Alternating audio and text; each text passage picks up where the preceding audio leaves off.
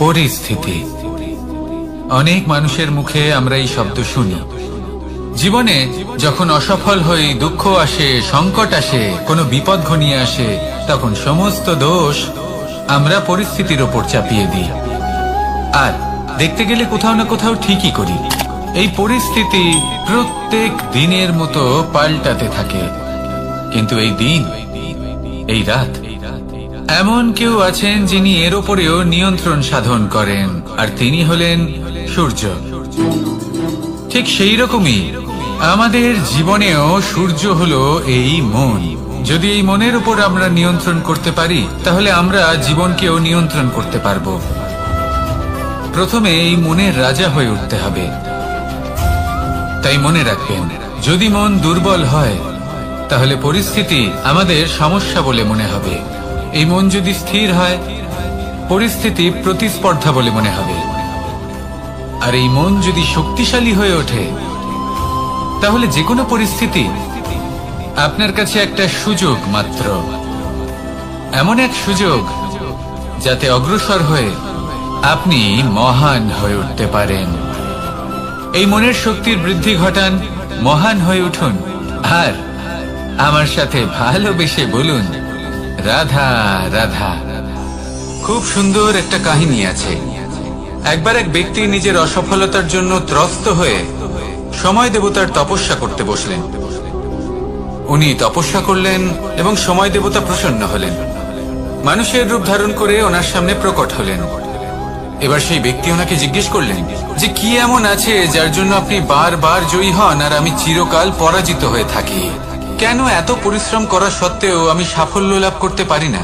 তখন সময় দেবতা উত্তর দিলেন যে দিন হোক বা রাত, ঝড় হোক বা ভূমিকম্প, রোদ হোক বা বৃষ্টি হোক, সময়ের সূত্রপাত হোক বা প্রলয়, আমি থামি না, আমি চলতেই থাকি। আর সেই জন্য যিনি থেমে যান তিনি পরাজিত হন আর আমি জয়ী হই। এটাই আমাদের শিখতে হবে। জীবনে সবসময় চলতে থাকুন, কখনো থামবেন না।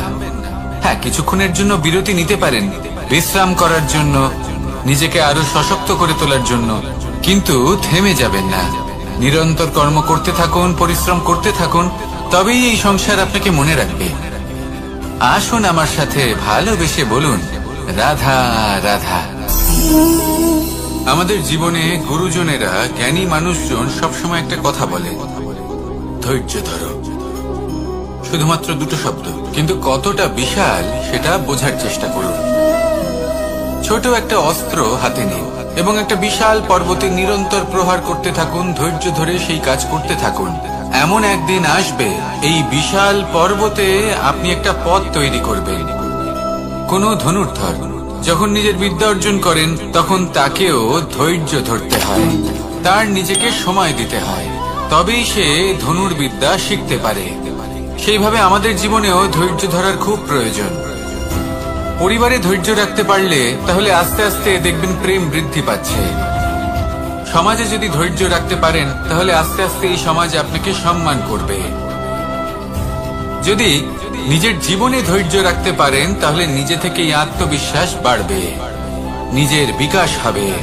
জীবনে সবই সম্ভব যদি ধৈর্য রাখতে পারেন। হয়তো আস্তে আস্তে হবে, কিন্তু হবে অবশ্যই। শুধু ধৈর্য রাখুন, কারণ ধৈর্যই সব থেকে বড় পুঁজি।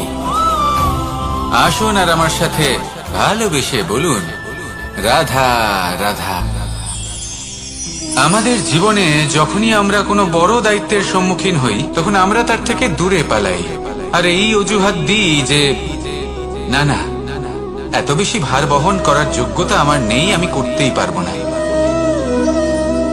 দেখুন, এই সংসারে ভিন্ন ভিন্ন ধরনের গাছ আছে, ছোট গাছ, বড় গাছ, কিন্তু বট গাছের মতো বড় এবং নিবিড় গাছ আর একটাও নেই। সে নিঃস্বার্থভাবে এই সংসারকে সেবা করে যায়, ছায়া প্রদান করে, শীতলতা প্রদান করে। আর যখন এমন সময় আসে যখন তার উপর বোঝা অত্যন্ত বেড়ে যায়, সে কিন্তু কোনোভাবেই ভেঙে পড়ে না। তখন সে নিজের নিঃস্বার্থ কর্মের ফল লাভ করে, সেই নিঃস্বার্থ কর্ম যা সে করেছে। তার দেহ থেকে ছোট ছোট ঝুড়ি বার হয় এবং তা কাণ্ডের আকার ধারণ করে। সেই কাণ্ড মাটির কাছে পৌঁছয় এবং তারপর তা বটগাছের সহায়ক হয়ে ওঠে। সে ভেঙে পড়ে যায় না। এইভাবে আপনিও জীবনে নিঃস্বার্থভাবে সবার সেবা করুন, ভালোবাসুন, সবাইকে সাহায্য করুন। যেদিন আপনার ওপর বোঝা অত্যন্ত বেড়ে যাবে, সেদিন এই সব মানুষ আপনাকে সাহায্য করার জন্য আসবেন, আপনার শক্তি হয়ে উঠবেন, আর আপনি বটগাছের মতোই মহান এবং বিশাল হয়ে উঠবেন। আসুন আর আমার সাথে ভালোবেসে বলুন, রাধা রাধা। মানুষ তার জীবনে দুই ধরনের পরিস্থিতিকে খুব ভয় পায়। এক, কোনো কারণবশত কারোর সামনে নত হওয়া। দুই, কোনো কারণে নিজের চরিত্র থেকে, নিজের মূল্যবোধ থেকে বিচ্যুত হওয়া। এবার কেন হয় এরকম যে কথায় কথায় কারোর সামনে নত হতে হয়? কেন বারংবার নিজের চরিত্র থেকে চ্যুত হতে হয়? এরকম কেন হয়? এটা তখনই হয় যখন আমাদের শিক্ষা এবং মূল্যবোধের অভাব থাকে। যদি মানুষের মধ্যে প্রকৃত শিক্ষা থাকে, তাহলে এই সংসারে কোনো সময় এবং কারোর সামনেই নত হওয়ার কোনো প্রয়োজন নেই। যদি মানুষের মধ্যে মূল্যবোধ থাকে, তাহলে তাকে নিজের মূল্যবোধ বা চরিত্র থেকে বিচ্যুত হতে হয় না, তা সে যাই হয়ে যাক না কেন। কোনো বালককে যদি জন্ম থেকেই সুশিক্ষার অধিকারী করা হয়, শিক্ষিত করা হয়, মূল্যবোধের অধিকারী করা হয়, তবে সে এই সংসারে এমন কর্ম করবে যাতে সে নিজেকে, নিজের পরিবারকে, সমগ্র সমাজকে গর্বিত করতে পারে। শিক্ষা লাভ করুন, মূল্যবোধ লাভ করুন এবং আমার সাথে ভালোবেসে বলুন, রাধা রাধা। আমাদের সকলের জীবনে একটা লক্ষ্য থাকে যেটা আমরা লাভ করতে চাই। ঠিক যেন একটা প্রতিস্পর্ধা বিদ্যমান যে কে সব থেকে আগে নিজের লক্ষ্যে পৌঁছতে পারবে। আর সেই জন্য আমরা সকলেই খুব তাড়াতাড়ি এগোতে চেষ্টা করি, বড় এবং দীর্ঘ পদক্ষেপ ফেলি যাতে তাড়াতাড়ি নিজের লক্ষ্যে পৌঁছতে পারি। কিন্তু এক অত্যন্ত গুরুত্বপূর্ণ বিষয় আছে, সবসময় লক্ষ্য সামনে থাকবে না, কখনো কখনো তা খুঁজতে হয়। এই যাত্রা খুব কঠিন হতে পারে, আর ঠিক এই কারণেই সবসময় দ্রুত গতিতে চলা বা তাড়াতাড়ি পথে চলা সেটা আবশ্যক নয়। তার থেকেও বেশি গুরুত্বপূর্ণ হলো ভেবেচিন্তে তারপর পথ চলা। যদি ভেবেচিন্তে পদক্ষেপ ফেলেন, চলতে পারেন, তাহলে সেটাই সর্বশ্রেষ্ঠ পদক্ষেপ। কখন কোন দিকে যেতে হবে, কখন কোথায় দিক পাল্টানো যাবে না, কখন গতি বেশি রাখতে হবে, কখন কম, কখন থামবো, কখন চলবো, এই সব কিছুর বিষয়ে জ্ঞান অত্যন্ত গুরুত্বপূর্ণ এবং ভেবে চিন্তে চলতেই হবে। সেই জন্য শুধু তীব্র গতিতে সামনে এগোলে চলবে না, ভাবনা চিন্তা করে এগোতে হবে। আসুন আমার সাথে ভালোবেসে বলুন, রাধা রাধা। কখনো কোনো প্রজাপতিকে উড়তে দেখেছেন? কি সুন্দর উড়ে বেড়ায় সে, এক ফুল থেকে অন্য ফুলে, এক পাতা থেকে অন্য পাতার উপর। কিন্তু সে কিভাবে উড়তে শেখে কখনো ভেবেছেন? জন্ম থেকেই কিন্তু প্রজাপতির ডানা থাকে না, ও কিন্তু ছোট্ট একটা ডিমের আকারে জন্ম লাভ করে। তারপর সেই ডিমটি ভেঙে একটি কীট বাইরে আসে। আস্তে আস্তে সে বড় হয়, ওর শক্তি বৃদ্ধি পায়। তারপর সে সেই কীট দশা ত্যাগ করে নিজের ডানাগুলি মেলে। এই প্রক্রিয়া তার কাছে সরল নয়, অত্যন্ত যন্ত্রণাদায়ক প্রক্রিয়া, কিন্তু সে সেই যন্ত্রণা মেনে নেয়। আর তারপর আস্তে আস্তে সে উড়তে শেখে। শুধুমাত্র আকাশে উড়ে বেড়ায় তা নয়, আমাদের মনের মাঝে উড়ে বেড়ায়। এবার এই ডিম থেকে প্রজাপতি হয়ে ওঠার যে যাত্রা, এটা যতটা কঠিন, ততটাই কঠিন হয় এই সংসারে শ্রেষ্ঠ কর্ম করা, ততটাই কঠিন হয় এই সংসারে মহান হয়ে ওঠা। সেই জন্য প্রয়োজনীয় প্রচেষ্টা এবং সময়।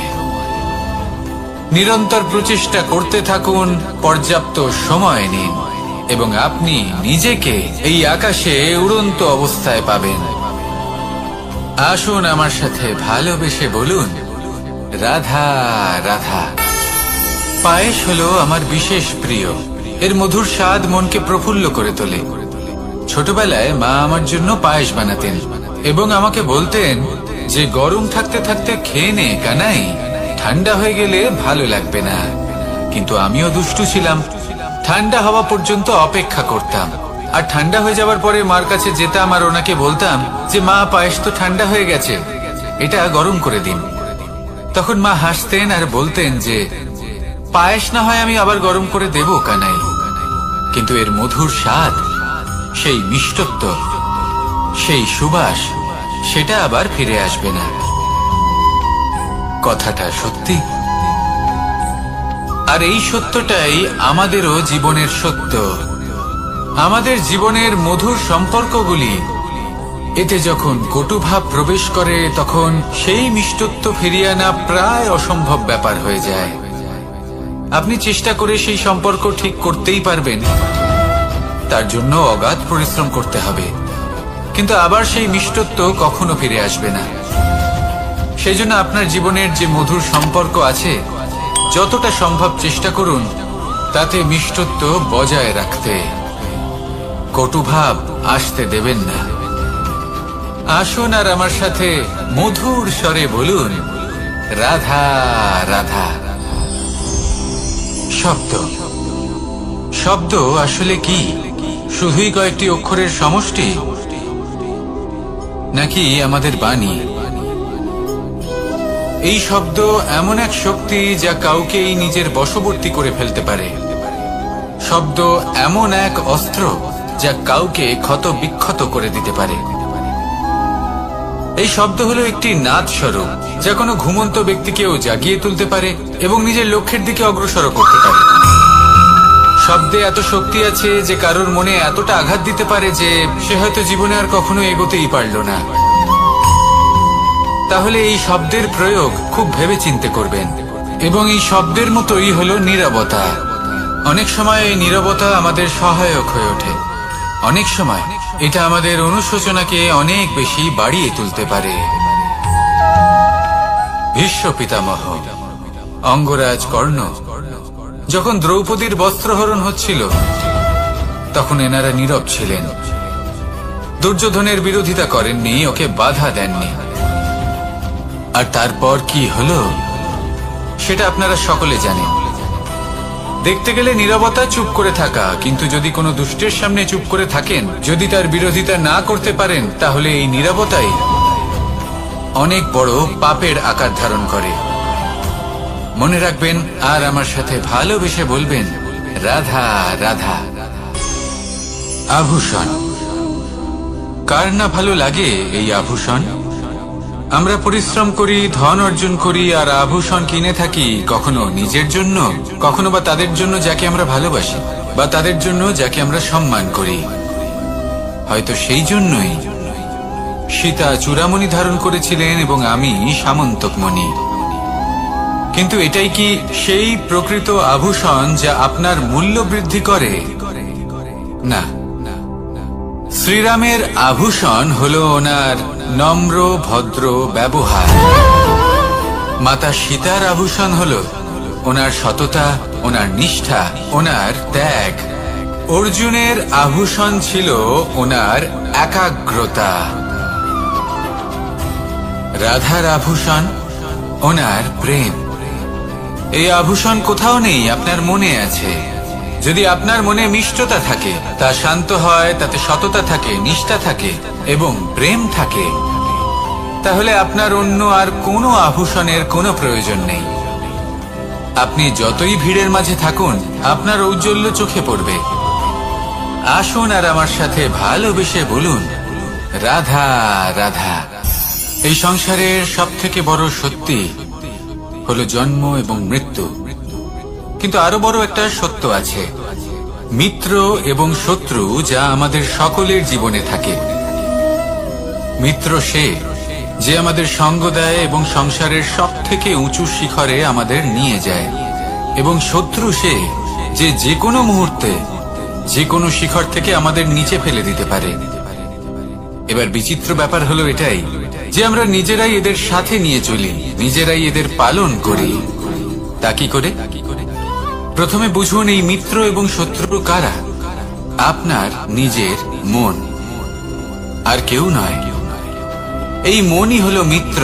যখন তাতে ভারসাম্য বজায় থাকে, তা নিয়ন্ত্রিত থাকে, তা পবিত্র হয়। কিন্তু যদি এই মন অনিয়ন্ত্রিত হয়ে পড়ে, যদি আপনাকে সে নিয়ন্ত্রণ করতে শুরু করে, তখন সেই আপনার সবথেকে বড় শত্রু হয়। সেই জন্য এই মনের ওপর নিয়ন্ত্রণ রাখতে শিখুন, এতে ভারসাম্য বজায় রাখতে শিখুন। তাহলে আপনি এমন এক বন্ধুকে পাবেন যে আপনাকে এই সংসারের শিখরে পৌঁছে দেবে। আসুন আমার সাথে ভালোবেসে বলুন, রাধা রাধা। ঈশ্বর আসলে কে? সংসারের বেশিরভাগ মানুষের কাছে ঈশ্বর হলেন এই সংসারের রচয়িতা, পালনকর্তা। কারোর কাছে উনি জ্ঞাতা, কারোর কাছে উনি হলেন আস্থার প্রতীক, আবার কারোর জন্য শুধুমাত্র অন্ধবিশ্বাস। কিন্তু এই ঈশ্বর কি কোনো শরীর, নাকি একটা বোধ, নাকি শুধুই শ্রদ্ধা? ঈশ্বর হলেন তিনি যিনি হলেন আপনার ইষ্ট। সেই জন্যই তো গুরু, মাতা, পিতা এনাদেরও ঈশ্বরই বলা হয়েছে। যাদেরকে আমরা ঈশ্বর বলে মনে করি, যারা আমাদের ইষ্ট, তারা আমাদের একটি পথ দেখান, একটি দিকে চালিত করেন। সেই পথে চলে আপনি শুভ কর্ম করতে পারেন। আর যখন কোনো ব্যক্তি তার ঈশ্বরের আদেশ পালন করেন, তখন সে নিজে থেকেই শুভ পথে অগ্রসর হয়ে যান। বেশ কয়েকজন মানুষ ঈশ্বরের উপর আস্থা রাখেন এবং ভাবেন যে অনুচিত কোনো কাজ করা উচিত নয়, ঈশ্বর দেখছেন। ওনারা ভয় পান যে কোনো অনুচিত কর্ম করলে কে জানে তার পরিণাম কি হবে। এমন অনেক ব্যক্তি রয়েছেন যারা ঈশ্বরকে বিশ্বাস করেন এবং জানেন যে ঈশ্বর তাদেরকে দেখছেন। তাই যে যে শুভ কর্ম ওনারা করেছেন তার ফল তারা অবশ্যই পাবেন। এবার আপনি ভয় পেয়ে ঈশ্বরকে বিশ্বাস করবেন, নাকি বিশ্বাসের দ্বারা ঈশ্বরকে বিশ্বাস করবেন, সেই সিদ্ধান্ত আপনারই। কিন্তু হ্যাঁ, যদি আপনার মনে ঈশ্বরের জন্য কোনো স্থান থাকে, যদি আপনার কোনো ইষ্ট থাকেন, যদি আপনি কাউকে ঈশ্বর মনে করেন, যার প্রত্যেক আদেশ আপনি পালন করে থাকেন, তাহলে বলি, ঈশ্বর কখনো আপনাকে অনুচিত পথে চালিত করবেন না। আসুন আমার সাথে ভালোবেসে বলুন, রাধা রাধা। এই সংসারে ভিন্ন ভিন্ন ধরনের গাছ আছে, অসংখ্য ধরনের প্রজাতি আছে। কিছু গাছ পাতা দিয়ে থাকে, কিছু ফুল, কিছু ফল। কেউ ছায়া প্রদান করে, কেউ শীতলতা প্রদান করে, কেউ নিজেকে খুব কষ্ট দিয়ে এই সংসারের বিকাশে সহায়ক হয়ে ওঠে। কিন্তু এই সবার মধ্যে একটা বিষয় কিন্তু সমান, এরা প্রত্যেকেই পাতা ছাড়া, ফুল ছাড়া, ফল ছাড়া জীবিত থাকতেই পারে, কিন্তু কোনো বৃক্ষই শিকড় ছাড়া বেঁচে থাকতেই পারে না। এটাই হলো রাধার। ঠিক সেইভাবেই আমাদের জীবনে শক্তি হোক, ধন হোক বা সাফল্য হোক, আমাদের বা আমাদের পরিবারের প্রসন্নতাই হোক, এই সব কিছুর আধার হলো, সবকিছুর মূল হলো পরিশ্রম। তাই জীবনে চিরকাল পরিশ্রম করতে থাকুন। যদি আপনি জীবনে মহান হবার পথে অগ্রসর হতে চান, তাহলে পরিশ্রম করুন। এই পরিশ্রম দ্বারাই নিজের পরিবারকে প্রসন্ন করুন, নিজের বন্ধুদের প্রসন্ন করুন, এই সমাজকে গর্বিত করুন। আসুন আমার সাথে ভালোবেসে বলুন, রাধা রাধা। এই সংসারের সব থেকে বড় রোগ কোনটা? কেউ বলবে মানসিক রোগ, কেউ বলবে সেই রোগ যা সর্পদংশনের ফলে হয়ে থাকে। এই সংসারে ভিন্ন ভিন্ন ধরনের রোগ আছে এবং তার সাথে ভিন্ন ভিন্ন ধরনের যন্ত্রণাও রয়েছে। এমন একটা রোগ আছে যা চোখে দেখা যায় না, যা আপনার শরীরে কোনো দাগ রেখে যায় না, কিন্তু আপনার আত্মাকে পর্যন্ত ক্ষত বিক্ষত করে, অসুস্থ করে তোলে, বিনাশ করে দেয় আপনাকে এবং তার সাথে আপনার আত্মাকে। এই অসুখের নাম হলো লালসা। লালসা, যে কর্ম সাধন করেছেন তার থেকে বেশি ফল লাভ করার আশা। লালসা, যা আজ আছে তার থেকে অনেক বেশি লাভ করার ইচ্ছে। এই ইচ্ছে এই সংসারে সবার থেকে এগিয়ে থাকার আপনাকে প্রেরণা যোগাবে, কিন্তু তার জন্য আপনাকে অপরাধযোগ্য কাজ করতে উৎসাহিত করবে। আপনার বন্ধু, আপনার আত্মীয়, আপনার পরিবার, এই সবার থেকে আপনি কখন দূরে চলে যাবেন আপনি বুঝতেই পারবেন না। উচিত অনুচিত কোনটা, ধর্ম অধর্ম কোনটা, সব ভুলে যাবেন আপনি। সেজন্য মনে রাখবেন, নিজের জীবনে যদি আপনি লালসার থেকে নিজেকে দূরে রাখতে পারেন, তাহলে এর অর্থ হলো যে আপনি এই সংসারের সব থেকে বড় অসুখের ওপর বিজয় লাভ করেছেন। আসুন আমার সাথে ভালোবেসে বলুন, রাধা রাধা। এই সাগর কত বিশাল আকার, কখনো শান্ত কখনো উত্তাল, কিন্তু এই সাগরকে এত মহান কে করে তুলল? জল। এবার এই জলের যাত্রা দেখুন, সেটা কতটা কঠিন। এই জল সাগরে থাকে, সূর্য ওকে এতটা উত্তপ্ত করে তোলে যে এই জল নিজের অস্তিত্ব হারিয়ে ফেলে এবং বাষ্পে পরিণত হয়ে হাওয়ায় মিলিয়ে যায়। তারপরে আকাশে যায় আর নিজের অস্তিত্ব আবার হারিয়ে ফেলে, মেঘে পরিণত হয়। তারপর এই মেঘ কোথাও গিয়ে কোনো পর্বতে ধাক্কা খায়, তারপর আবার এই জল নিজের অস্তিত্ব হারায়। তারপরে বর্ষার রূপ ধারণ করে তা বর্ষিত হয়, বা কোনো পর্বতের চূড়ায় তার শিখরে বরফের রূপ ধারণ করে। তারপরে এই বর্ষা মাটির দিকে নিজের যাত্রা শুরু করে। এবার মাটিতে ঝরে পড়া এই বর্ষা স্রোতের আকার ধারণ করে এবং আস্তে আস্তে বইতে থাকে। এই নদীর আকার ধারণ করে এবং নদী রূপে বইতে বইতে পাথরে ধাক্কা খায় বা কোনো পর্বতে ধাক্কা খায়, আর তারপর এই নদী এসে সাগরে সমাহিত হয়ে যায়। নদীর এই জল আবারও নিজের অস্তিত্ব হারিয়ে ফেলে, কিন্তু এইবার সেই জল নিজেই সাগরে পরিণত হয়। এটা আমাদের সকলের জন্য একটা শিক্ষা যে এই সংসারে জীবন এবং সময়ের হলো এক অনন্ত যাত্রা। এই সংসারে যা কিছু আছে তার সূত্রপাত কোথাও একটা হবেই। সেই জন্য মৃত্যু এবং সমাপ্তির চিন্তা ত্যাগ করে দিন, আর যে সূত্রপাত আপনি লাভ করছেন তার আনন্দ উপভোগ করুন। ভেবে দেখুন আপনি কিভাবে শ্রেষ্ঠ কর্ম করতে পারেন যাতে এই সংসার এবং এই সমাজ, এই দুইয়ের মঙ্গল সম্ভব।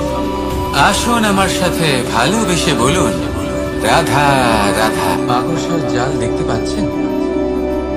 মাকড়সারা ভীষণ পরিশ্রম করে এটা তৈরি করে, নিজের শরীরের রস দিয়ে এই জাল বনে। আপনি কি এটার উদ্দেশ্য জানেন? আসলে মাকড়সা এই জালে ছোট কীটপতঙ্গ ধরে তাদেরকে খাদ্যরূপে গ্রহণ করে। কিন্তু আপনি কি এই কথা জানেন যে একদিন মাকড়সা নিজেই নিজের জালে জড়িয়ে মৃত্যুবরণ করে থাকে? বলুন, কি করেন আপনি এই জাল দেখতে পেলে? দেখতে পেলেই মুছে ফেলেন এর অস্তিত্ব, তাই না? তেমনি অন্যদিকে পাখির বাসা, পাখিরাও ভীষণ পরিশ্রম করে এটা তৈরি করে। কিন্তু যদি পাখি একদিন এটা ছেড়ে চলে যায়, তাহলেও লোকে এটা নষ্ট করে দেয় না। কারণটা কি? এর কারণ হল এর নির্মাণ জীবন সঞ্চারের জন্য করা হয়েছে, নষ্ট করার জন্য নয়। তাই মনে রাখবেন, জীবনে আপনার পরিশ্রম যতই বেশি হোক না কেন, যদি আপনার লক্ষ্য শুভ না হয়, তাহলে আপনারও বিনাশ নিশ্চিত। তাই সৃজন করতেই থাকুন আর মুগ্ধ হয়ে বলুন, রাধা রাধা।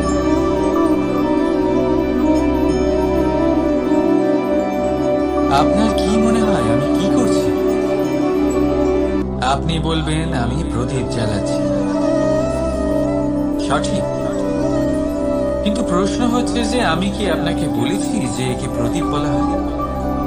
না। এই প্রদীপ কি নিজেই নিজের পরিচয় আপনাকে দিয়েছে? না।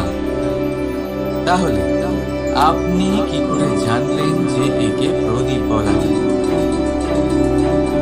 উত্তর হচ্ছে, পড়বে যে লোকে আপনাকে প্রদীপ ভেবে ভালোবাসবে নাকি সাপ ভেবে ভীত হয়ে থাকবে।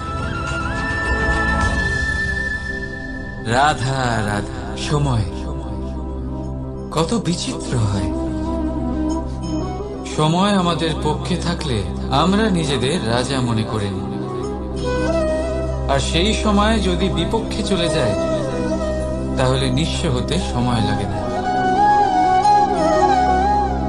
তাই মানুষের একটা অভ্যেস আছে, খারাপ সময়ের জন্য কিছু সঞ্চয় করা। আত্মীয়, বন্ধু খারাপ সময়ে পাশ থেকে সরে যায়।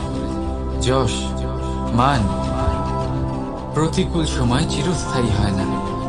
তাই মানুষ মনে করে অর্থ সঞ্চয় করাই শ্রেয়। অর্থের কোনো হৃদয় নেই যা সময়ের সাথে পরিবর্তিত হবে। সংসার বলে সর্বদা অর্থ সঞ্চয় করতে থাকো, খারাপ সময়ে অবশ্যই কাজে লাগবে। কিন্তু আমি বলবো শুভ কর্ম করতে থাকুন, আনন্দে থাকুন, নিজের ওপর আর ঈশ্বরের ওপরে বিশ্বাস রাখুন। খারাপ সময় কখনো আসবেই না। রাধা রাধা। প্রকৃতি মানুষকে এক বিশেষ শক্তি দিয়েছে, অন্য জীবের থেকে বেশি শক্তি দিয়েছে। স্মরণ শক্তি।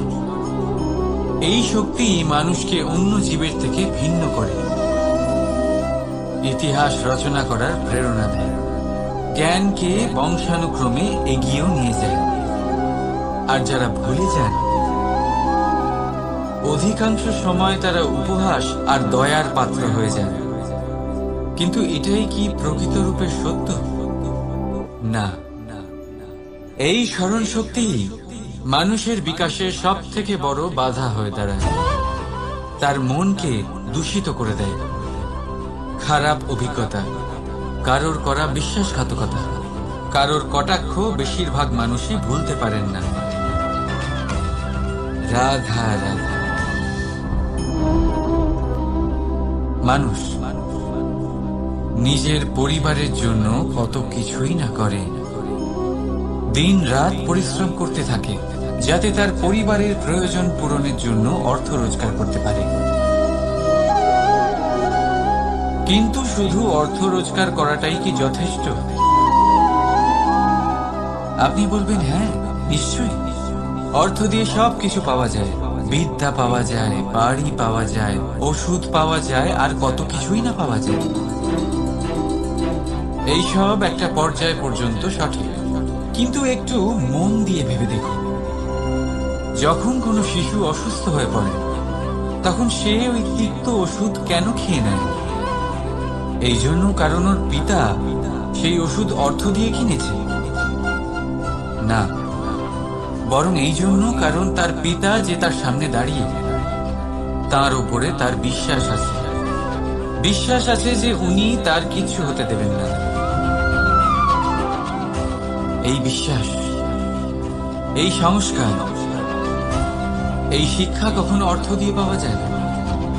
এটা পাওয়া যায় সেই সময় থেকে যা মাতা পিতা তাদের সন্তানের সাথে কাটিয়েছেন। তাই জীবনে অর্থ অবশ্যই উপার্জন করুন, কিন্তু নিজের পরিবারকেও সময় দিন, আনন্দ পাবে। রাধা রাধা। বিরোধিতা এমন এক শব্দ যা শুনে আমরা সবাই ভয় পেতে থাকি।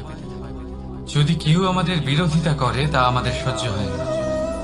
আমরাও কারোর বিরোধিতা করে কোনো শত্রুতা করতে চাই না। এই ধরনের ভাবনা আমাদের মনে আসতেই থাকে। কিন্তু বিরোধিতা, এই শব্দ আপনার শান্তির জন্য, আপনার সুখের জন্য কতটা গুরুত্বপূর্ণ তা আপনারা জানেন না। তাই যদি কাল এসে কেউ আপনার বিরোধিতা করে, তখন সবার আগে নিজেকে যাচাই করুন। আপনি কি ভুল করেছেন? আপনার দোষ কি? নিজের মধ্যে কি ত্রুটি আছে সেটা বোঝার চেষ্টা করুন, নিজেকে সংশোধন করার চেষ্টা করুন, তারপর দেখুন বিরোধিতার এই আগুন আপনাকে স্বর্ণ থেকে কুন্দন বানিয়ে তুলবে। বলা হয় এই সংসারে খারাপ বেড়েই চলেছে, কিন্তু তার কারণ এ নয় যে খারাপ মানুষ বেড়ে চলেছে। তার কারণ হলো যে ভালো মানুষ, যাদের ভালো চিন্তা, ভালো বিচারধারা আছে, তারা খারাপের বিরোধিতা করতে পারে। যদি আপনার সম্মুখে কোনো খারাপ কর্ম হয়, তাহলে তার বিরোধিতা করতে সংকোচ করবেন না, কারণ বিরোধিতার এই আগুন লোকে পিছুপা হতে অবশ্যই বাধ্য করে। রাধা রাধা। জীবনে আপনি এরকম মানুষও দেখবেন যারা এটা বলে, ভাবে, নিজেকেও বলে যে উনি সেই এমন ব্যক্তি যার মতো আমি হতে চাই। ঠিক আছে, কারোর থেকে প্রেরণা নেওয়াটা কোনো ভুল নয়, কিন্তু কখনো কখনো এই প্রেরণা গুরুত্বহীন হয়ে যায় আর আমরা শুরু করে দিই সেই ব্যক্তিকে নকল করতে। এখানেই থেমে যায় আমাদের উন্নতি। এবারে দেখুন, সংসারে শত কোটি রঙের ফুল আছে, কিন্তু তারা কখনো একে অপরকে নকল করে না। সময়কে ব্যবহার করুন নিজের অস্তিত্ব নির্মাণ করার জন্য, কারণ কারোর ছায়া হওয়ার থেকে ভালো আপনি কারোর জন্য প্রেরণা হয়ে উঠুন। রাধা রাধা। আমরা সকলে পাথুরে রাস্তা এড়িয়ে চলি, কারণ এই পথের পাথর আমাদের যাত্রা আরো কঠিন করে তোলে, আমাদের পা আহত করে দেয়। কিন্তু একটা গুরুত্বপূর্ণ কথা আমরা ভুলেই যাই, এই কঠিন পথই না শুধু আমাদেরকে নিজেদের দুর্বলতার সাথে পরিচয় করায়, বরং আমাদের শক্ত হওয়ার প্রেরণাও দিতে থাকে। সময়ের সাথে ঠিক এমনটাই হতে থাকে। সবাই ভালো সময়ের অপেক্ষা করতে থাকে, ভালো সময়ের জন্য পরিশ্রম করেন, তার জন্যই চিন্তা করেন, কিন্তু ভুলে যান যে ভালো সময় বহুবার আমাদের বিবেক নষ্ট করে দেয়। সেখানেই খারাপ সময় আমাদের বুদ্ধিকে সঠিক পথে চালিত করে। রাধা রাধা। ঘোড়াকে যতই প্রশিক্ষণ প্রদান করুন, তার মুখে লাগাম তো পরাতেই হবে। একজন ভালো চালক সেই ঘোড়ার লাগাম মাঝে মাঝে টেনে ধরে, তাকে সঠিক পথে চালিত করতে, যাতে সেই ঘোড়া দিকভ্রান্ত না হয়। এবার একটু ভাবুন, ঠিক এরকমই হয় আমাদের মন। যদি এটা বিবেকের লাগাম দিয়ে মাঝে মাঝে আমরা টেনে না ধরি, তাহলে আমাদের এই মন দিকভ্রান্ত হতে পারে। আর যদি আপনি আপনার লক্ষ্যে পৌঁছতে চান, তখন মনের এই লাগাম মাঝে মাঝে আপনাকে অবশ্যই টেনে ধরতে হবে, কারণ বিবেকের এই পথ প্রদর্শনই আপনাকে ভালোভাবে আপনার লক্ষ্যে পৌঁছে দেবে। মনে রাখবেন আর আমার সাথে ভালোবেসে বলবেন, রাধা রাধা। আপনি কখনো জাঁতা কল দেখেছেন? তাতে গম পেশা হয়। গমকে এমন ভাবে পেশা হয় যাতে আমরা তা খেতে পারি, জীবিত থাকতে পারি। আর যদি আপনি মন দিয়ে দেখেন, তাহলে কলের নিচের অংশ কখনো ঘোরে না, শুধুমাত্র উপরের অংশই ঘোরে। আর তবেই তা গম পিষতে পারে, আর তবেই রুটি তৈরি হতে পারে। কিন্তু ভেবে দেখুন, যদি কলের দুটো অংশই ঘুরতে থাকে, তাহলে কি হবে? তা গম পেশার বদলে একে অপরকে পিষে নিজেদের অস্তিত্ব শেষ করে দেবে। তাই জীবনে কোনো কাজ যখন মন আর মস্তিষ্ক মিশিয়ে করা হয়, তখনই তা সম্পন্ন হয়। কিন্তু যখন বিষয় হলো ভক্তি, তখন মস্তিষ্কের যুক্তির মৌন থাকা প্রয়োজন। আর যখন বিষয় হলো কর্ম আর ন্যায়, তখন মনের আবেগের মৌন থাকা প্রয়োজন। তাই মন আর মস্তিষ্কের এই সম্মিলনে সতর্ক থাকবেন। একসাথে অবশ্যই চলবে, কিন্তু একে অপরের বাধা যেন না হয়ে দাঁড়ায়। রাধা রাধা। আমি একটা এমন শব্দ যার অনেকগুলি মানে হয়, যার আসল অর্থ হল অহং। যদি আপনি কথা বলেন সৃষ্টির নির্মাণ নিয়ে, তাহলে আমি ব্রহ্মদেব হয়ে সৃষ্টির নির্মাণ করবে। যদি আপনি কথা বলেন প্রলয়ের, তাহলে সেই আমি মহাদেব হয়ে বিনাশ করবে। এই আমি সঙ্গতিপূর্ণ, কিন্তু শুধু ততক্ষণ যতক্ষণ আপনি এটা সবার সাথে ভাগ করছেন। কিন্তু আমরা বহুবার এর মানে বুঝতে পারি না। এই অহংকে সীমিত করে দিই একটা ব্যক্তি অবধি, শুধু নিজে। আর তখনই জেগে ওঠে অহংকার, যাতে প্রাধান্য পায় শুধুমাত্র আমি, আমরা নয়। আর একজন ব্যক্তি একা না উৎপাদন করতে পারে আর না করতে পারে সৃজন। এবারে দেখুন, বৃষ্টির এক ফোঁটা, তারও অস্তিত্ব আছে, কিন্তু তা ধরিত্রীতে পড়লেই সমাপ্ত হয়ে যায়। কিন্তু যখন ফোঁটাগুলি একসাথে পড়ে তখন শুরু হয় বর্ষা, আর তখনই তৈরি হয় ধারা। রাধা রাধা। বলুন, কি দেখতে পাচ্ছেন আপনি? আমার হাতের এই সাদা বস্ত্র, নাকি এতে লেগে থাকা এই কালো দাগ? এবারে সত্যি কথা বলতে কি, আপনার নজর সবার আগে এই কালো দাগের উপরে গেছে। ঠিক আছে, এমনই তো হয়।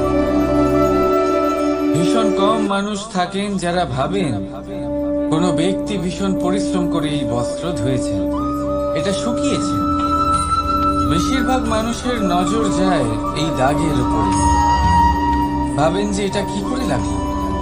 কিছুটা এরকমই হয় আমাদের ব্যক্তিত্বের সাথে। আমাদের শুভ কর্মের উপরে আমাদের একটা খারাপ কর্ম ভারী মনে হয়। এবারে ভাবুন, যদি আমি চন্দ্রের কথা বলি, তাহলে তার শীতল আলো দেখার পূর্বে তার কলঙ্ক লক্ষ্য করে সেই চাঁদে লেগে থাকা কালো দাগ দেখে নেন। সেই জন্যই বিশেষ করে যারা শুধুমাত্র শুভ চিন্তা করেন আর উপকারী কর্ম যারা করেন, তাদের আমি বলবো সাবধানে থাকবেন। কারণ আপনার একটা খারাপ কর্ম চিরকালের জন্য উদাহরণ হয়ে দাঁড়াবে। রাধা রাধা। সাফল্য। যদি আপনাকে জীবনে সাফল্য পেতে হয়, তাহলে আপনি একাধিক মানুষ পাবেন যারা একাধিক উপায় বলবে আপনাকে সাফল্য পাওয়া। দীর্ঘ সময় ধরে পরিশ্রম, চেষ্টা, নির্ধারণ, নিষ্ঠা এই বিষয়ে ভাষণ দিতে থাকবেন। একাধিক রকমের উদাহরণ আপনার সামনে তুলে ধরবে। কিন্তু আমার এটা মনে হয়, আমরা কেন সেই বিষয়ে কথা বলি না যা মানুষকে অসফল করে তোলে? শুধু দুটো ব্যাপার অসফল হওয়া নিশ্চিত করে। শুধু দুই ধরনের মানুষ বেশিরভাগ অসফল হয়। প্রথম তারা যারা ভাবে অনেক কিছু কিন্তু কিছুই করে না। আর দ্বিতীয় তারা যারা অনেক কিছু করতে থাকে কিন্তু ভাবনা চিন্তা না করে। ভাবনা আর কর্ম, এদের মাঝে সামঞ্জস্য রাখা খুব জরুরি। যদি এটা থাকে, তাহলে জীবনে কখনো অসফল হবে না। রাধা রাধা। আপনি অনেককে এই কথা নিশ্চয়ই বলতে শুনেছেন, এই ব্যক্তির দৃষ্টিতে দম্ভ আছে, এই ব্যক্তির চোখের ওপর অহংকারের পর্দা পড়ে আছে, ইত্যাদি ইত্যাদি। চলুন আমি আপনাকে একটা প্রশ্ন করছি, আপনি দেখেন কি দিয়ে? দৃষ্টি দিয়ে নাকি দৃষ্টিভঙ্গির সাহায্যে? ভাবুন। চিন্তায় পড়ে গেলেন নিশ্চয় পরিচয়ের সাথে সাক্ষাৎ করা। উদাহরণ হিসেবে চন্দ্র। চন্দ্র আমরা সবাই দেখেছি।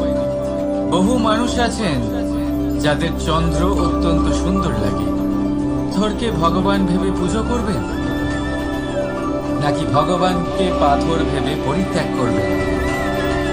সিদ্ধান্ত আপনার, কিন্তু এই সিদ্ধান্ত নির্ভর করে আপনার দৃষ্টিভঙ্গির ওপর।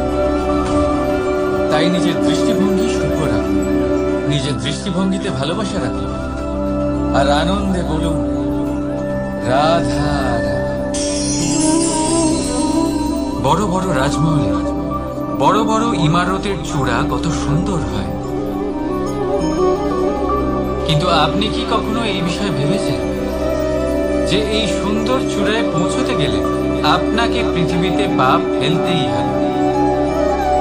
সেই সুন্দর চূড়ায় পৌঁছে দীপ্তি পাওয়ার জন্য আপনাকে একটা কঠিন পথ অবলম্বন করতেই হবে। যদি আপনি কোনো কঠিন পথে না গিয়ে এই পৃথিবীর সাহায্য ছাড়াই শুধু উচ্চতার দিকে অগ্রসর হতে থাকেন, তাহলে সর্বদা অসফল হবেন। সেই জন্য নিজের স্বপ্ন পূরণের এই যাত্রাতে নিজের পথ কখনোই হারাবেন না, নিজের পথ থেকে সরবেন না। যদি এমন করেন তাহলে তো আপনার স্বপ্ন পূরণ হবেই না, তার সাথে আপনি নিজের পথও হারাবেন।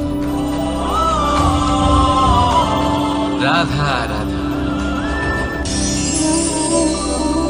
কৌতুক অর্থাৎ হাসি, এটা জীবনে কতটা গুরুত্বপূর্ণ।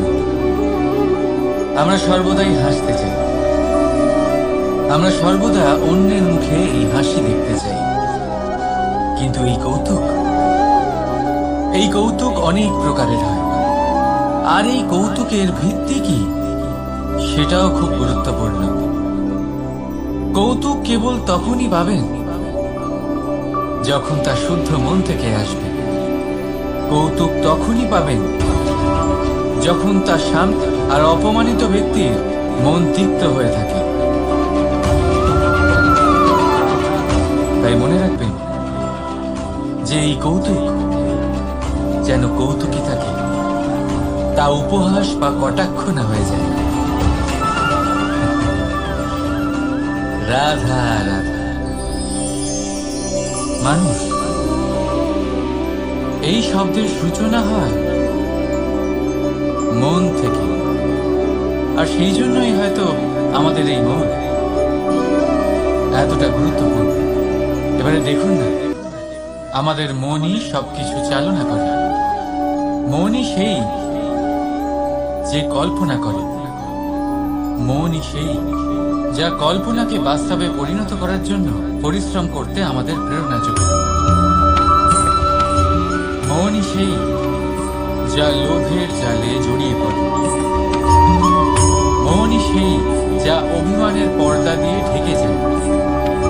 আর এই মনই সেই যা আপনাকে বিনাশের দিকে টেনে নিয়ে যেতে পারে। কিন্তু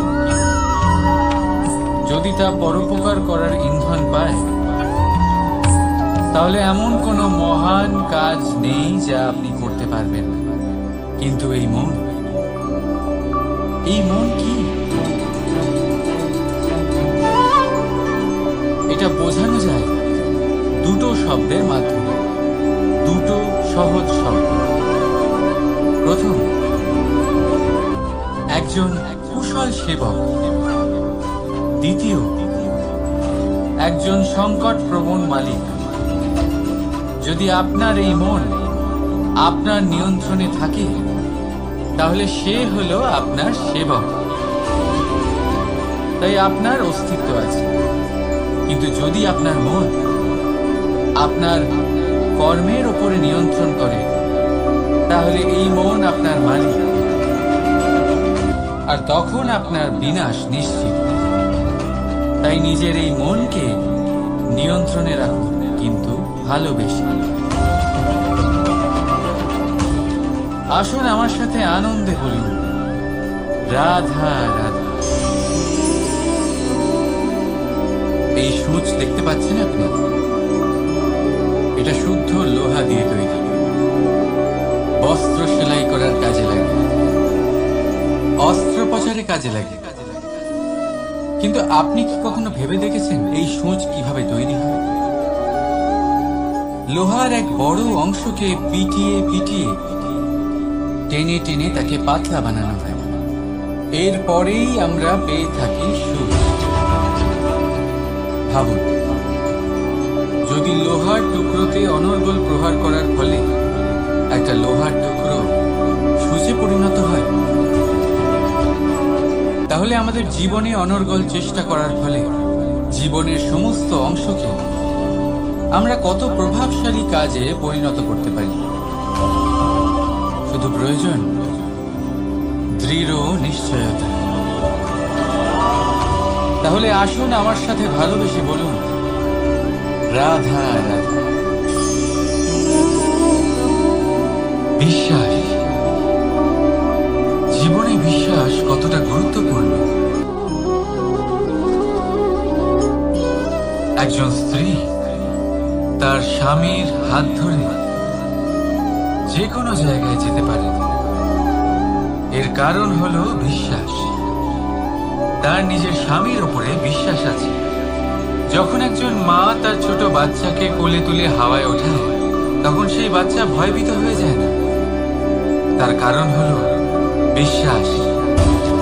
তার বিশ্বাস আছে যে তার মা তার কিচ্ছু হতে দেবে না। এক বৈদ্যের দেওয়া ঔষধ সন্তান কিছু না বুঝে শুনেই খেয়ে ফেলে।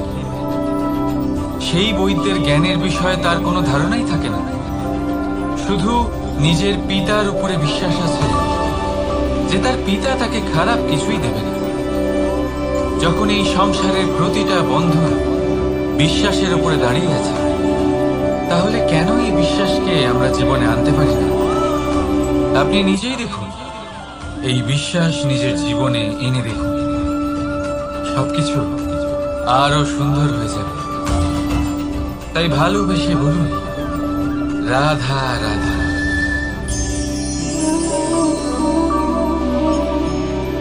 অহংকার, এই শব্দটা সবাই শুনেছেন। বহু মানুষকে আপনি এটা বলতে শুনেছেন যে ওই ব্যক্তির অহংকার আছে, ওই মানুষটির ক্ষমতার অহংকার আছে, ওই ব্যক্তির নিজের রূপ নিয়ে অহংকার আছে, ওই ব্যক্তির নিজের অর্থের অহংকার আছে, ইত্যাদি ইত্যাদি। কিন্তু এই অহংকার, এর অস্তিত্ব হয় কি করে? এবারে একবার এই হাতটা দেখুন। যদি এই হাতের 5 আঙ্গুল উঠে দাঁড়ায়, আশীর্বাদ। আর যদি এই হাতের 5টা আঙ্গুল একসাথে মুঠো হয়ে যায়, শক্তি। সংকটের বিরুদ্ধে ঢাল। কিন্তু এই একটা আঙ্গুল সংকটের কারণ হয়ে দাঁড়াতে পারে।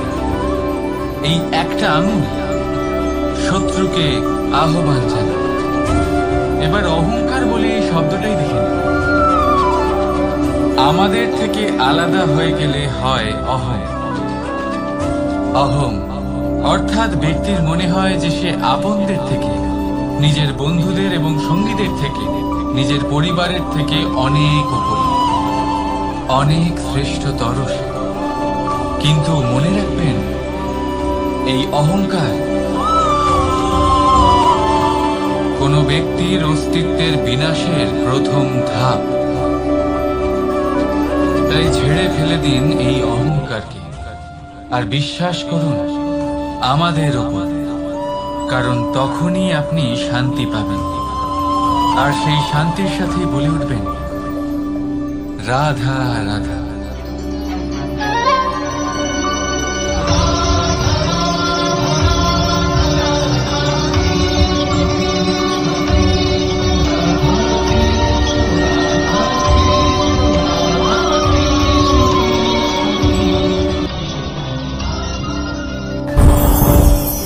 কি আমি কখন থেকে এখানে অপেক্ষা করছি, হাত পেতে দাঁড়িয়ে রয়েছি যাতে একটা ফল আমার হাতে এসে পড়ে এবং সেটা আমি খেতে পারি। কখন থেকে অপেক্ষা করছি, কিন্তু সেটা হচ্ছেই না। এবার আপনি বলবেন যে এসব কি বলছি, এ কি অদ্ভুত কথা বলছি। যদি ফল খেতে হয় তাহলে আমাকে বৃক্ষে চড়তে হবে, ফলের কাছে পৌঁছতে হবে, তবেই তো ফল পাবো। এবারে এটা অত্যন্ত সহজ ব্যাপার, কিন্তু এই বিষয়টা আপনি নিজের জীবনের প্রসঙ্গে ভেবে দেখুন। লক্ষ্য কোথায় আছে আপনি জানেন, সেই লক্ষ্যে পৌঁছানোর পথ কি সেটাও আপনি জানেন, সেই পথে চলার ক্ষমতাও আপনার রয়েছে, কিন্তু তাও আপনি নিজের লক্ষ্য লাভ করতে পারছেন না। কেন? কারণ আপনি অপেক্ষা করছেন যে লক্ষ্য আপনার সামনে চলে আসবে, কিন্তু তা হয় না। লক্ষ্য সে যাই হোক না কেন, ধন হোক, প্রেম হোক, কোনো সম্মান হোক বা মোক্ষ হোক, যদি আপনি তার দিকে অগ্রসর না হন তাহলে ফল প্রাপ্তি অসম্ভব ব্যাপার, তা কোনোদিনই হবে না। সেই জন্য আপনার চোখের সামনে আপনি যদি নিজের লক্ষ্যকে দেখতে পান তাহলে উঠুন এবং সেই দিকে অগ্রসর হতে শুরু করুন। নিজের অন্তরের সকল অশুভ গুণ দূর করুন, অলসতা ত্যাগ করুন, অজ্ঞানতা ত্যাগ করে দিন এবং চলতে থাকুন। অবশ্যই মনোবাঞ্ছিত ফল লাভ করতে পারবেন। মনে রাখবেন, চলতে থাকলে তবেই লক্ষ্য প্রাপ্তি হবে। অপেক্ষার দ্বারা শুধুমাত্র মৃত্যু লাভ হবে। আসুন আমার সাথে ভালোবেসে বলুন, রাধা রাধা। পাখি কখন জন্ম নেয়, কখন উড়তে শেখে, কখন বাসা বানাতে শেখে, কখন নিজের মৃত্যু লাভ করে, এসব আমাদের মধ্যে কেউ জানি না। কিন্তু পাখি একটা কথা খুব ভালো করে জানে, যে এই সংসারে যা কিছুই করুক না কেন, এই সংসারে ওকে নিয়ে কিচ্ছু যায় আসে না। এবার আমরা কি করি? কোনো কাজ করার আগে আমরা এটা ভাবি যে এই সংসার যদি আমাকে দেখে ফেলে তাহলে কে জানে এই সংসার কি ভাববে, আমার প্রতিচ্ছবি কেমন তৈরি হবে কে জানে, কে জানে কি হবে আদি ইত্যাদি। এই সব ভাবনায় আমরা মগ্ন হয়ে যাই। কিছুটা এমন ভাবে মগ্ন হই যে বর্তমানের কর্মের এই জীবনের যাত্রাপথে সেই সময়ের আনন্দ উপভোগ করতে ভুলে যাই। এবার দেখুন একটা পাখি কি করে, ওর কর্ম হলো গান গেয়ে চলা। ওই পাখি গেয়ে চলে, কেউ ওর গান শুনুক বা না শুনুক, কেউ আদৌ শুনছে কিনা সেই বিষয়টা নিয়ে সেই পাখির কিছুই যায় আসে না। সেই পাখি নিজের কর্ম করতে থাকে। হয়তো সেই জন্যই আপনি কখনো কোনো পাখিকে কাঁদতে দেখবেন না। এরকমই আপনাকে নিজেকে গড়ে তুলতে হবে। প্রথমে নিজেকে জিজ্ঞেস করুন, এই যে কর্ম আমি করতে চলেছি সেটা কি উচিত? যদি আপনার মনে হয় সেটা উচিত তাহলে সেটা প্রমাণ করুন। এটা ভাববেন না যে এই সংসার কি ভাববে। আসুন আর আমার সাথে ভালোবেসে বলুন, বনের মধ্যে যদি আপনি কোনো বিষাক্ত সাপ দেখেন তাহলে কি করবেন? আপনি তখনই তার থেকে দূরে পালাতে চেষ্টা করবেন। আর এটা কেন করবেন? নিজের রক্ষার্থে। এই কথা আমি নয় মেনে নিলাম, কিন্তু নিজের জীবনে এটা করেন না কেন? আপনি যেখানেই যান, যে স্থানেই যান না কেন, প্রত্যেক সময়ে প্রত্যেক মুহূর্তে এমন বিষাক্ত সাপ আপনি অবশ্যই খুঁজে পাবেন। আর সেই সাপ নয় যাদের আপনি বনে খুঁজে পাবেন, এরা হলো সেই সাপ যা আপনাকে পাপ করতে বাধ্য করবে। আপনার অন্তরের বাসনা, ক্রোধ, অহংকার, লোভ, ঈর্ষা এদের বৃদ্ধি ঘটাবে। দেখুন, বনের এই সাপ আপনাকে একবার ছেড়ে দিতেও পারে, ছোবল নাও মারতে পারে, কিন্তু এই যে পাপরূপী সাপ আছে তা অবশ্যই ছোবল মারবে। কর্ম যদি করেন তাহলে অবশ্যই ফল পাবেন। সেই জন্য যখনই কোথাও যাবেন, যদি এমন কাউকে দেখেন, যদি এমন কিছু দেখেন যে আপনাকে পাপ করতে বাধ্য করছে, তাহলে সেই মুহূর্তে সেখান থেকে পালিয়ে যান। যেমন বনের সাপ দেখে আপনি পালাতে থাকেন। সৎকর্মের রক্ষা অত্যন্ত আবশ্যক। আসুন আর আমার সাথে ভালোবেসে বলুন, রাধা রাধা। যদি কোনো সিংহ বানরের মতো গাছে চড়তে চেষ্টা করে তাহলে কি হবে? একটা মাছ যদি মাটিতে হাঁটতে চেষ্টা করে তাহলে কি হবে? তারা বিফলই হবে। কিন্তু এরকম কেন হয়? তার কারণ হলো প্রকৃতির রচনা কিছুটা এরকম। এখানে প্রত্যেকটি ব্যক্তিকে, প্রত্যেকটি প্রাণীকে আলাদা আলাদা গুণের অধিকারী করা হয়েছে এবং সকলকে একটা সীমাও প্রদান করা হয়েছে। এবার এই যে বৃক্ষ, পশু, পাখি, এদের মধ্যে সেই ক্ষমতাই নেই যে এরা নিজেদের যাচাই করতে পারবে, নিজেদের সীমাগুলো বুঝতে পারবে, নিজেদের সদ্গুণগুলো চিনতে পারবে। এরা সেটা করতে পারবে না। কিন্তু মানুষ তো আলাদা। মানুষের কাছে সেই বিশেষ শক্তি আছে যে তারা পূর্ণরূপে নিজেদের যাচাই করতে পারবে, নিজেকে পূর্ণরূপে বুঝতে পারবে, নিজের দোষ, নিজের অপগুণ, নিজের সদ্গুণ, নিজেদের সীমাগুলো তারা বুঝতে পারবে। আর এটা অত্যন্ত গুরুত্বপূর্ণ। কথায় আছে যে যদি সাফল্য লাভ করতে হয় তাহলে নিজেকে যাচাই করে নিতে হবে। তাই নিজেকে যাচাই করুন, নিজের সাথে পরিচিত হয়ে যান এবং জীবনে কর্ম করতে থাকুন। সাফল্যের শিখরে অবশ্যই পৌঁছে যাবেন। আর ওখানে যদি যান তাহলে এই মন প্রসন্ন হয়ে অবশ্যই বলবে রাধা রাধা। অন্ধকারাচ্ছন্ন রাত্রি যদি এসে থাকে তাহলে আলোকিত প্রকাশ নিয়ে সূর্যও অবশ্যই আসে। রোগ যদি এসে থাকে তাহলে তার ওষুধও অবশ্যই আসে। সমস্যা যদি আসে তাহলে সেই সমস্যার সমাধানও নিজে থেকেই আমাদের কাছে চলেই আসে। এই সংসার, এই জীবনের শুধুমাত্র একটাই নিয়ম আছে, আর তা হলো এটাই, এই সংসার হলো একটা চক্রের মতো। এতে শাশ্বত বলে কিছু নেই, নিত্য বলে কিছু নেই। আর যা কিছুই রয়েছে সব বদলাতে চলেছে। যদি আপনার জীবনে দুঃখ থাকে, সমস্যা থাকে, যদি আপনি বিপদ দ্বারা আচ্ছন্ন, তাহলে মনে রাখবেন সবকিছু বদলে যেতে চলেছে। দুঃখের সময় কাঁদবেন না, মনকে আরো দুঃখী করে তুলবেন না, কারণ এখানে যা কিছুই এসেছে তা যাওয়ার জন্যই এসেছে। তাহলে এত চিন্তা কিসের? আনন্দ সহকারে জীবন যাপন করুন আর আমার সাথে ভালোবেসে বলুন রাধা রাধা। রাত্রিবেলায় যখন আলোকিত জোনাকিদের দেখেন তখন মন প্রসন্ন হয়ে ওঠে। এদের দেখতে খুবই সুন্দর লাগে। আর এমন ঠিক কেন হয়? প্রথম হলো এটাই যে রাতের বেলায় চতুর্দিক অন্ধকারাচ্ছন্ন থাকে। এমত অবস্থায় যদি আমরা কোথাও একটু প্রকাশ দেখি তাহলে সেটাই আশার কিরণের ন্যায় মনে হয়। সেই প্রকাশই আমাদের মন প্রসন্ন করে তোলে। আর সেই জন্য যে সকল মানুষ রাতের বেলায় কোনো জোনাকি দেখতে পান তারা প্রসন্ন হয়ে যান। এবার কখনো কখনো জীবনে আমাদের মনে হয় যে চতুর্দিকে শুধুমাত্র অন্ধকারই হয়ে আছে। প্রত্যেকেরই তা কখনো মনে হয়। আর তখনই আমাদের নিরাশ হলে চলবে না, আমাদের দুঃখী হলে চলবে না। সেই সময় আমাদের খুঁজতে হবে নিজেদের আশেপাশে, চতুর্দিকে আর কোথাও না কোথাও আমরা প্রকাশ অবশ্যই দেখতে পাবো। আশার একটা কিরণ অবশ্যই দেখতে পাবো। কেউ এমন একটা কর্ম করেন যেটা দেখে আমরা প্রেরিত হয়ে যাই। আর এমন কোন কর্ম যদি আপনারা করেন তাহলে সেই কর্ম আপনার মনকে প্রসন্ন ভাব, আনন্দ এবং ভালোবাসা দ্বারা ভরিয়ে তুলবে। আপনার অন্তরে সেই অন্ধকারের অন্ত করবে, দুঃখেরও অন্ত করবে।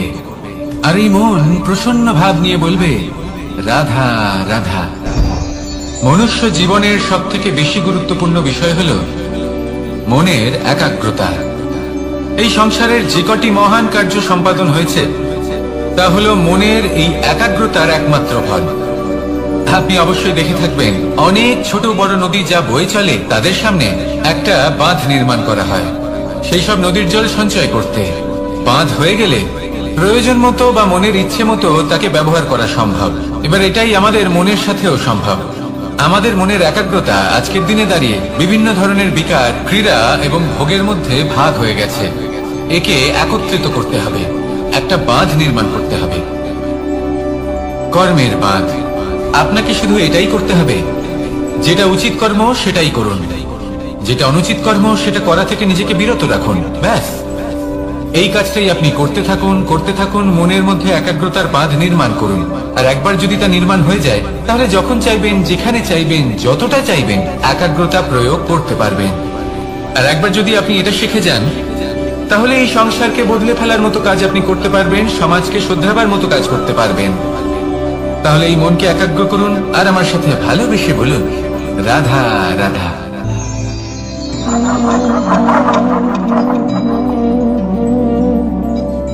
কোন ব্যক্তিকে নিশ্চয়ই দেখেছেন যিনি নিজে কাঠ কাটার এই কাজে নিপুণ এবং অভিজ্ঞ।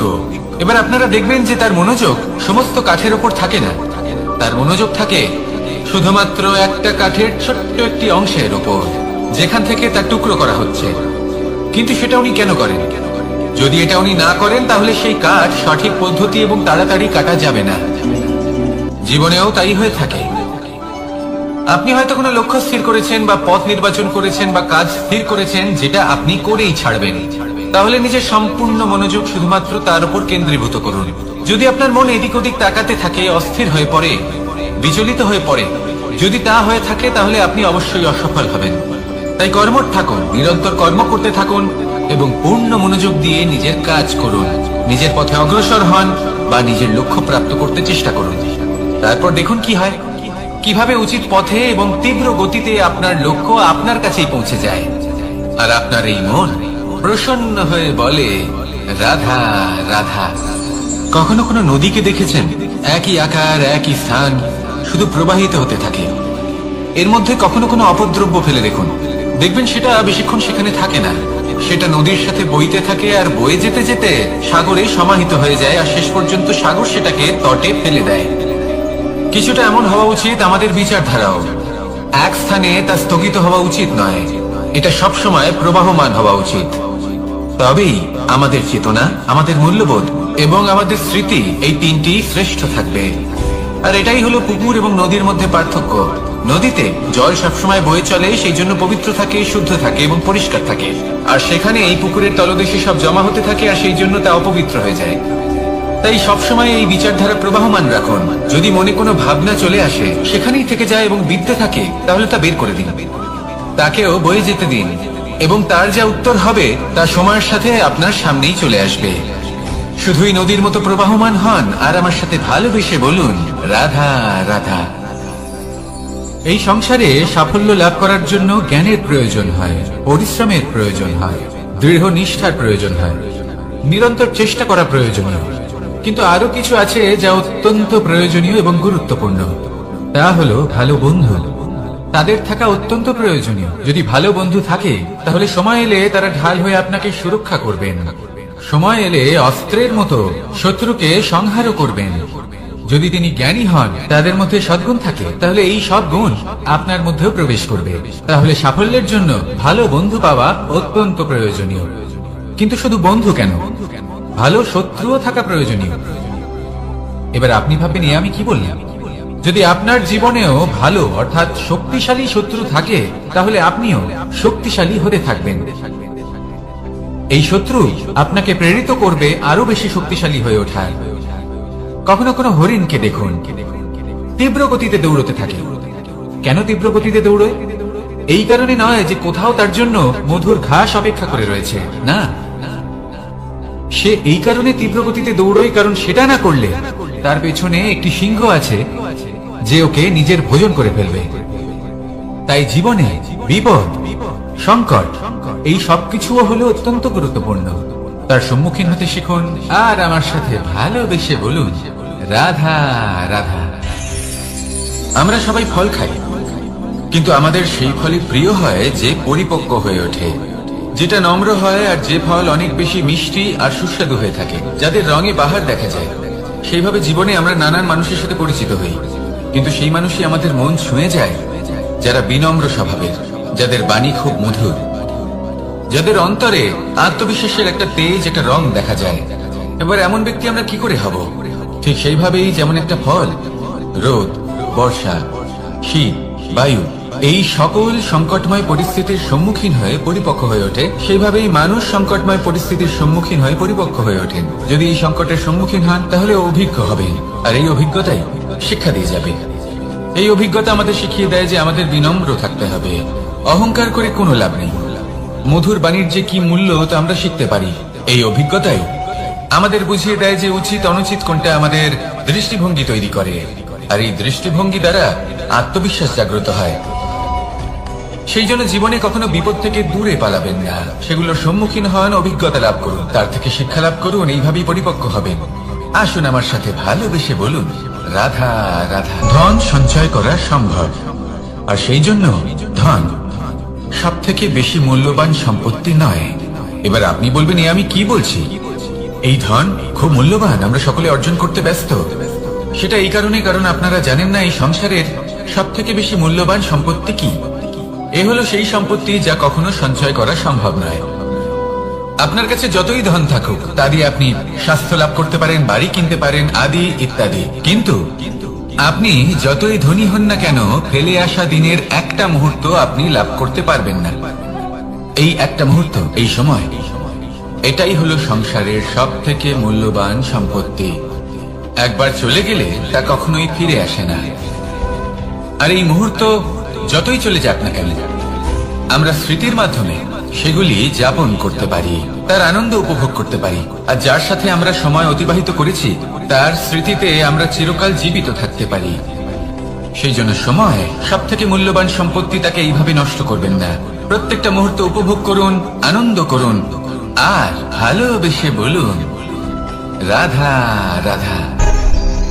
কনক, কি সুন্দর একটা শব্দ। এর অনেকগুলো রূপ রয়েছে, অনেকগুলো অর্থ রয়েছে। প্রথম অর্থ হলো স্বর্ণ, অর্থাৎ সম্পত্তি। দ্বিতীয় অর্থ ধুতুরা, অর্থাৎ গাছের ছোট একটা বীজ, যা কিনা অত্যন্ত শক্তিশালী হয়। যদি বেশি মাত্রায় এর প্রয়োগ করা হয় তাহলে এটা বিষময় হয়ে উঠতে পারে। এই হলো সেই ধুতুরা যার প্রয়োগ মহাদেবের পুজোতে করা হয়। এবার প্রশ্ন হলো এটাই যে এই স্বর্ণ এবং এই ধুতুরার মধ্যে মিল কি রয়েছে। মিল হলো এটাই যে এই দুটোই মানুষকে মত্ত করে তোলে। ধুতুরা মানুষকে তখন মত্ত করে যখন তাকে সেবন করা হয়, কিন্তু স্বর্ণ, ধন সম্পত্তি, মানুষ সেটা যতটাই অর্জন করে নেয় সেটাই যথেষ্ট। এই স্বর্ণ মানুষের ভাবনা চিন্তা করার ক্ষমতাকে বশ করে ফেলে। মানুষ সম্পত্তির লোভে মত্ত হয়ে ওঠে, কারণ যে যত চমৎকারী, যতটা অমূল্য হয় তাকে সামলানো কিন্তু ততটাই কঠিন, তাই না? তাই মনে রাখবেন, ধন, স্বর্ণ, সম্পত্তি এগুলো ধুতুরার থেকেও অনেক বেশি বিষাক্ত হতে পারে। তাই এর উপর আত্মসংযমের একটা কবচ পরিয়ে রাখবেন এবং বিবেকের শক্তির সাথে এগুলো প্রয়োগ করুন, তবেই কল্যাণ হবে। আসুন আমার সাথে ভালোবেসে বলুন, রাধা রাধা। আমার কাছে যশোদা মা যেমন, আমার কাছে দেবকী মা যেমন, আমার কাছে ঠিক তেমনই হলেন গোমাতা। এবার ভেবে দেখার বিষয় হলো এটা যে এই সংসারে অসংখ্য প্রাণী আছে, একজন গাইকে একজন মায়ের মর্যাদা কেন দেওয়া হয়? তাহলে এর অনেকগুলো কারণ আছে। এই গাই অর্থাৎ গোমাতা, এনারা হলেন অত্যন্ত শান্ত, শান্তি প্রিয়, কখনো কারোর কোনো ক্ষতি করতেই পারেন না। গোমাতা যে দুধ নিজের বাছুরকে পান করান সেই দুধই আমাদেরও দেন। সেই দুধ পান করে আমরা শক্তি লাভ করি। এই দুধ থেকে আমরা মাখন, ঘি, পায়েস এইসব সুস্বাদু খাবার লাভ করি। গোমাতার গোবর আমাদের জ্বালানি হিসেবে সাহায্য করে, যার ফলে খুব কম সংখ্যক কাঠ ব্যবহার করা যায় এবং বেশিরভাগ জঙ্গল সুরক্ষিত থাকে। গোমাতার গোমূত্র সেটাও আমাদের কাছে লাভজনক। এর দ্বারা আমরা অনেক রোগ থেকে মুক্তি লাভ করতে পারি। গোমাতা যখন একটি বাছুরকে জন্ম দেন তখন সেই বড় হয়ে আমাদের ক্ষেত কর্ষণ করে। সেই জন্য গাইকেও জীবনে মায়ের মর্যাদা দেবেন। যতটা সম্ভব তাকে সেবা করুন এবং ভালোবেসে তাকে পালন করুন। এই মন নিজে থেকেই প্রসন্ন হয়ে বলবে, রাধা রাধা। মধু কারই না পছন্দ বলুন তো? অত্যন্ত সুস্বাদু হয় এই মধু, মিষ্টি খেতে হয় এবং তার শক্তিও প্রদান করে। এবং প্রত্যেকটি মিষ্টি পদার্থের মতোই এতেও খুব তাড়াতাড়ি পিঁপড়ে ধরে যায়। অন্যদিকে যদি নুনকে দেখি তাহলে বছরের পর বছর রাখলেও এতে পিঁপড়ে ধরে না। এবার যদি কথা বলি বন্ধুত্বের, তাহলে বন্ধুত্ব নুনের মতো হওয়া উচিত, মধুর মতো নয়। যারা সামনে এলে শুধুমাত্র মধুর মধুর কথা বলবে, পরে এতে পিঁপড়ে ধরে যাবে, এটা নুনের মতো হওয়া উচিত।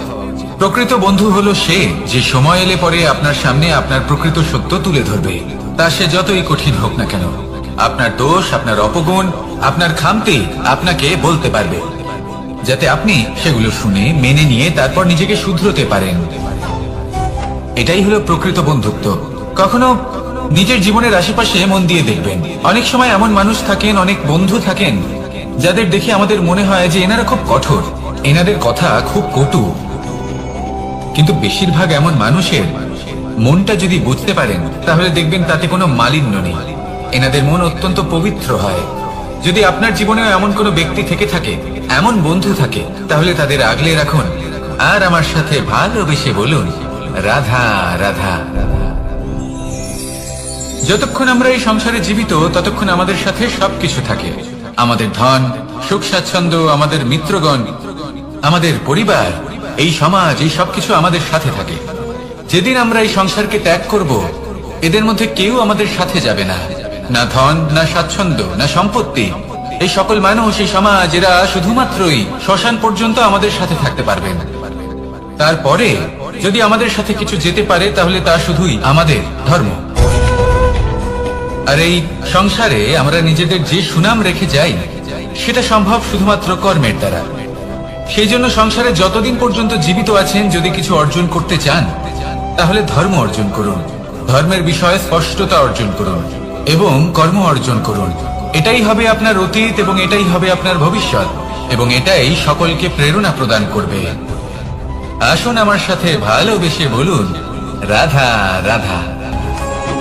এই পরিবার হলো আমাদের জীবনের একটা অমূল্য সম্পদ, অমূল্য এক আশ্রয়, যা এই সংসারে হয়তো কোথাও আপনি পাবেন না।